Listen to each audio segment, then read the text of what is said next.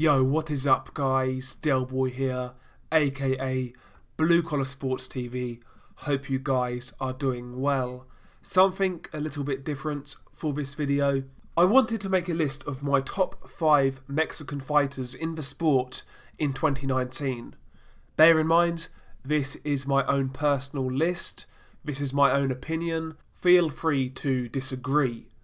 But let's start with some honourable mentions. First and foremost, Andy Ruiz Jr. Now, I was debating putting this man in the list, but obviously there's a debate. Is he Mexican? Is he American? Is he Mexican-American? So I thought, you know what? For simplicity, let's just leave this guy out for now. Another honourable mention is Gilberto Ramirez. Now, Gilberto Ramirez, he was a WBO super middleweight champion, and he's obviously recently moved up to light heavyweight. And Gilberto Ramirez really divides opinion. In fact, most people don't even rate this guy at all, mainly because of his level of competition at 168. But I believe there's a really good fighter in Gilberto Ramirez, and I believe he can have success at light heavyweight. Some say he's basic, I say he's technically sound. He's got a couple of good wins on the resume over Jesse Hart. He beat Jesse Hart twice, and he also beat Arthur Abraham and also Maxim Vlasov. They are some decent wins right there. So Gilberto Ramirez for me is an honourable mention.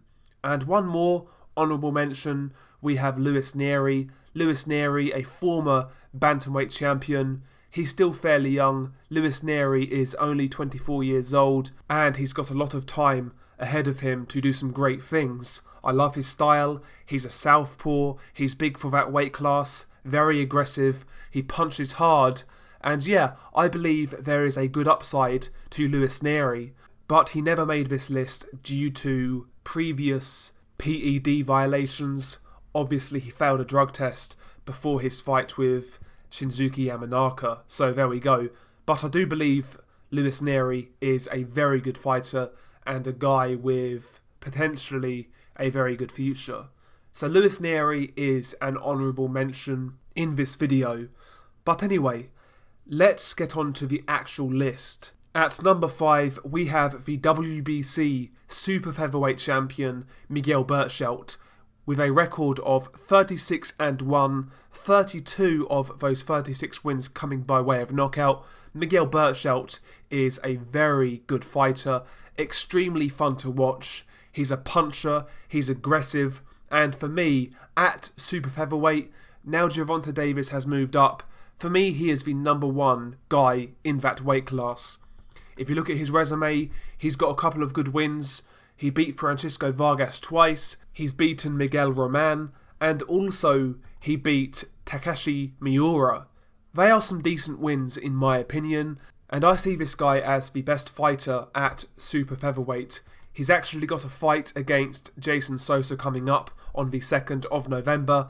That's a half-decent fight. That should be fun to watch, but I am picking Berchelt to win that fight. And, you know, if this guy were to unify against the likes of Tevin Farmer and Jamel Herring, I would pick Berchelt to beat both guys comfortably. So, for me, Miguel Berchelt is the best guy at Super Featherweight. I think he's fun to watch, he's exciting, and he's a formidable fighter. He still needs to do some more work. You know, I want to see him start unifying. I want to see him start getting these names on his resume. But yeah, I believe Miguel Berchelt is a very good fighter and a guy who is one of the funnest to watch in the sport right now. Number 4, now this could be a little controversial. I have Leo Santa Cruz. Now, Leo Santa Cruz does divide opinion. Sometimes the man's competition isn't the best. You know, he's been guilty of milking titles and not always fighting the highest level of competition. But he is a free weight world champion. He's been involved in several world title fights, and he does have a few good wins on the resume. He beat Abner Mares twice. He's beaten Carl Frampton. He actually lost to Carl Frampton in the first fight, but I felt he won that fight. So he's got Mares and Frampton on the resume, but also decent guys like Christian Mijales and, Eric Morale. They were half-decent wins in their own right. And yeah, overall, Leo Santa Cruz's resume, it's not great, but he's got a few good names there. And skill-wise, I actually think Leo Santa Cruz is a good fighter. The guy brings extremely good output to his fights. He's got lovely straight punches, lovely jab, and he's very good at boxing from range. He can also switch it up, box on the inside. I think Leo Santa Cruz is an underrated technical fighter.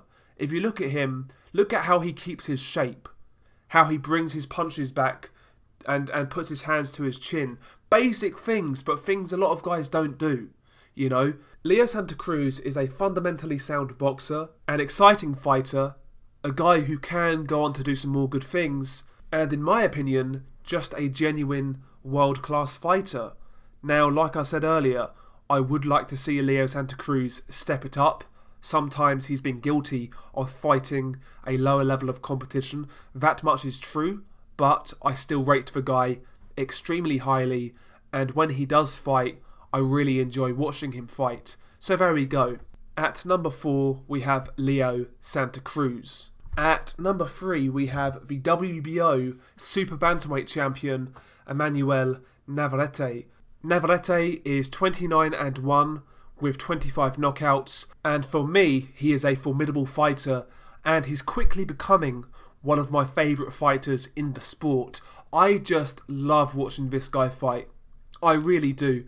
He won his first world title back in December 2018 against Isaac Dogboe.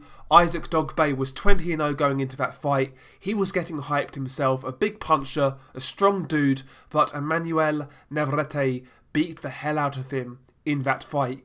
Dogboe then took a rematch against Navarette, and the same thing happened again. Navarette beat the hell out of Isaac Dogboe, and since then, Navarette has fought a couple of lower level title fights against fringe contenders, and he did what he had to do against these guys. He destroyed them.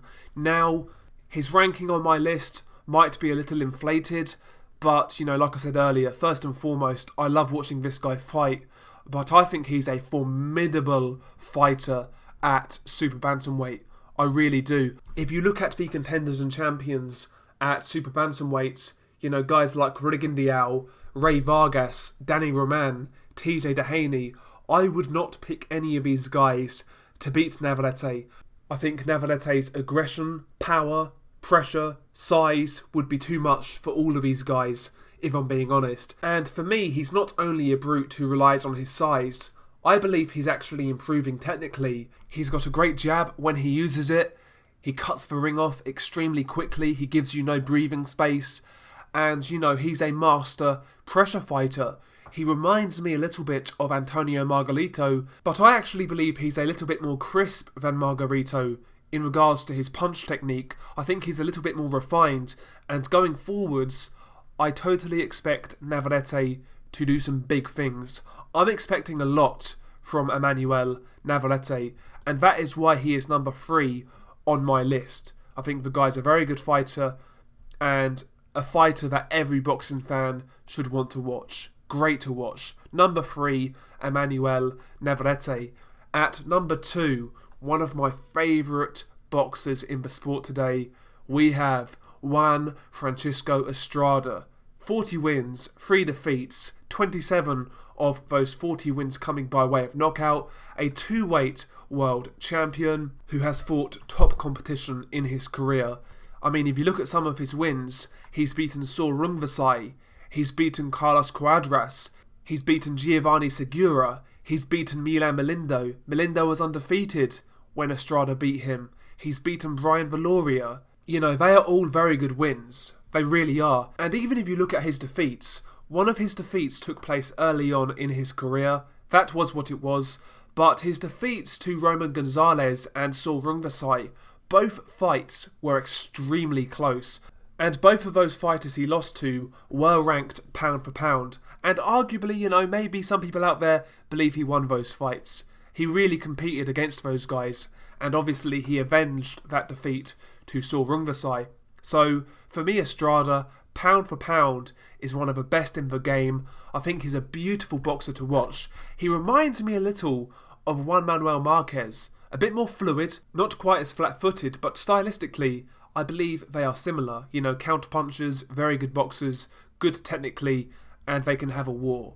Juan Francisco Estrada, for me, one of the best fighters to watch in the sport today, and he is a genuine pound-for-pound fighter. It has to be said. If there's any boxing fans out there who have been living under a rock and haven't watched this guy fight, go and do it now. Do yourself a favour. The guy's great to watch. At number 2, we have Juan Francisco Estrada. And drum roll, at number 1, we have Saul Canelo Alvarez. Now, it's got to be said, I do have my problems with Canelo Alvarez. You know, obviously, the whole drug testing scandal, the close decisions he's received. But, you know, I would struggle not to put this guy number 1. He's a freeweight world champion, and look at the level of competition that he's fought. He's fought the likes of Danny Jacobs, Gennady Golovkin twice, Erislandy Lara, Austin Trout, Floyd Mayweather, Miguel Cotto. You know, on paper his resume is very good. And, you know, skill set wise, Canelo Alvarez is very good. He's an excellent body puncher, very good combination puncher, and a really astute counter puncher. Just a very good boxer puncher in general.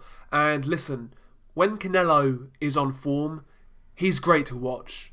He really is. Some of the combinations are beautiful to watch. Some of the body shots are crippling. The accurate counter-punching. And also, his defense, you know. He's displayed very good defense in a lot of fights. And for me, the guy does have a genuine pound-for-pound level skill set. And he's fought very good competition.